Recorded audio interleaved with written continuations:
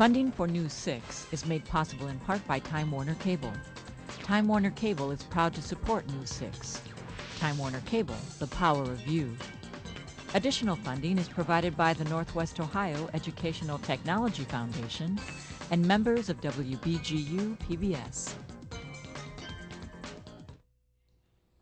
Welcome to this week's edition of News 6. I'm your host, Kelsey Nevius. Today's program is brought to you by the 5th and 6th grade class of Millersville St. Mary. Our school is located just outside the village of Helena in Sandusky County, near the city of Fremont. Helena is home of the Helena Lumber Company, Helena Chemical, and the Carmees Quarry. It has a population of about 240 people. Throughout our history, there have been many changes. Whole towns have disappeared or relocated. Buildings have come and gone, but bridges have remained intact. In this week's historical segment, we visit a bridge that has stood the test of time. The Mall Covered Bridge was built in 1851 by the Henry Mall family. The bridge provided safe passage across Wolf Creek and easy access for farmers to the Mall Mill. The bridge was built out of gray knotted siding, large quarried stone, and it has a red tin roof. It is 100 feet long and has a town truss design. It also has a long, narrow opening for ventilation. The floor planking is laid crosswise. The bridge was open to traffic until 1962, when the road was diverted and a new bridge was constructed. The Mall Covered Bridge was then listed on the National Register of Historic Places. It was restored in 1989. At one time, there was over 10,000 covered bridges. The Mall Covered Bridge is one of 900 remaining today. It served its purpose, providing shelter for people and keeping horses from being frightened while crossing over the water.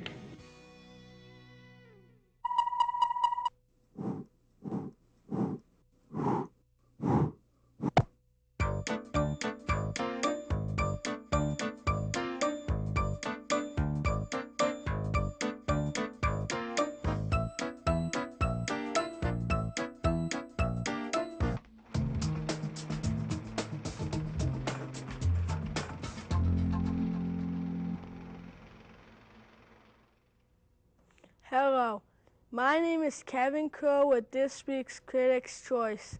The movie that I'm reviewing is called The Chronicles of Narnia, The Lion, the Witch, and the Wardrobe.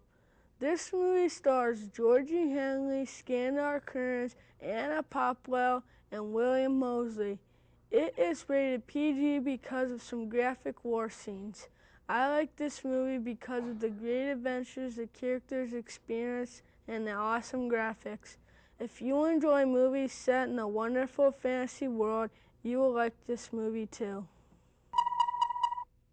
Our school, Millersville St. Mary, will be closing its doors for good at the end of this school year.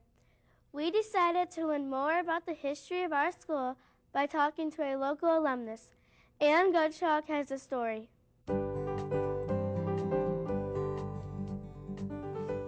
Millersville St. Mary's School was opened in 1873 and will close its doors for good in June of 2007. The school has had a long, rich history. Mr. Foose is a fourth-generation member of the parish. Well, back in the early 1870s, there was just a one-room schoolhouse where we have 4 rooms right now, which makes a lot more sense, I think, because there were so many students in each room at the time. When I went to school, there was 11 students in my class, and there was 80-some students all total.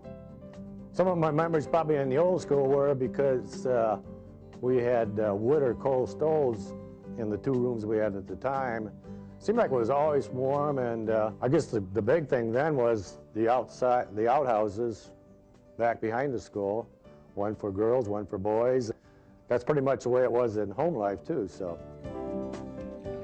Millersville St. Mary's is a part of the Toledo Diocese, but it has not always been run by a religious order.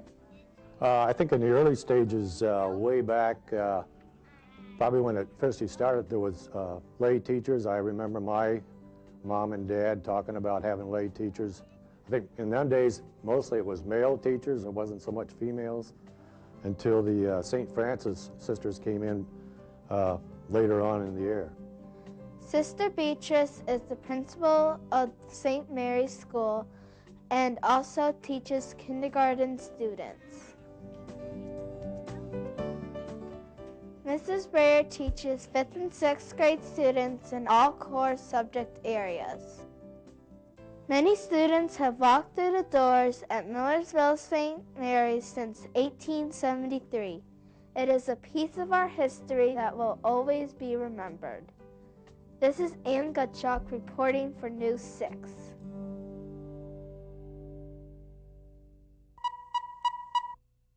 That's all for this edition of News 6. We hope you've enjoyed learning about our community. Be sure to tune in next time for more news from around Northwest Ohio. Funding for News 6 is made possible in part by Time Warner Cable. Time Warner Cable is proud to support News 6. Time Warner Cable, the power of you. Additional funding is provided by the Northwest Ohio Educational Technology Foundation and members of WBGU PBS.